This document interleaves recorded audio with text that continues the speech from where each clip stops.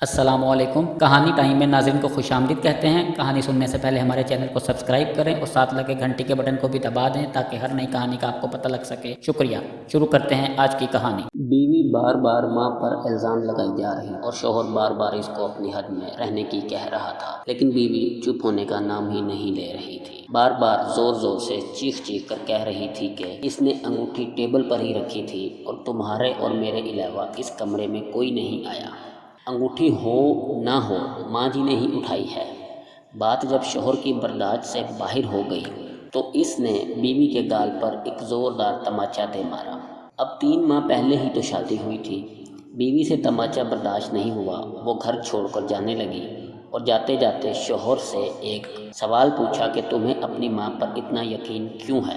تب شوہر نے جو جواب دیا، اس جواب کو سن کر دروازے کے پیچھے کھڑی ماں نے سنا تو اس کا دل بھر آیا۔ شوہر نے بیوی کو بتایا کہ جب وہ چھوٹا تھا تب اس کے والد گزر گئے۔ ماں محلے کے گھروں میں جھاڑو پوچھا لگا کر جو کما پاتی تھی، اس سے ایک وقت کا کھانا آتا تھا۔ ماں ایک پلیٹ میں مجھے روٹی دیتی تھی اور خالی ٹوکری ڈھک کر رکھ دیتی تھی اور کہتی تھی میری روٹیاں اس ٹوکری میں ہیں، بیٹا تو کھا لے۔ میں نے بھی ہمیشہ آدھی روٹی کھا کر کہہ دیتا تھا کہ ماں میرا پیٹ بھر گیا ہے، مجھے اور نہیں کھانا ہے۔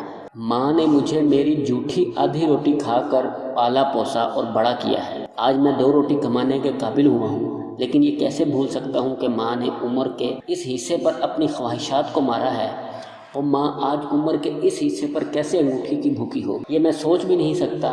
آپ تو 3 ماہ سے میرے ساتھ ہو، میں نے تو ماں کی تپسیا کو گزشتہ 25 سالوں سے دیکھا ہے۔ یہ سن کر ماں کی آنکھوں سے آنسو چھلک اٹھے۔ وہ سمجھ نہیں پا رہی تھی کہ بیٹا اس کی آدھی روٹی کا قرض چکا رہا ہے یا وہ بیٹے کی آدھی روٹی کا قرض۔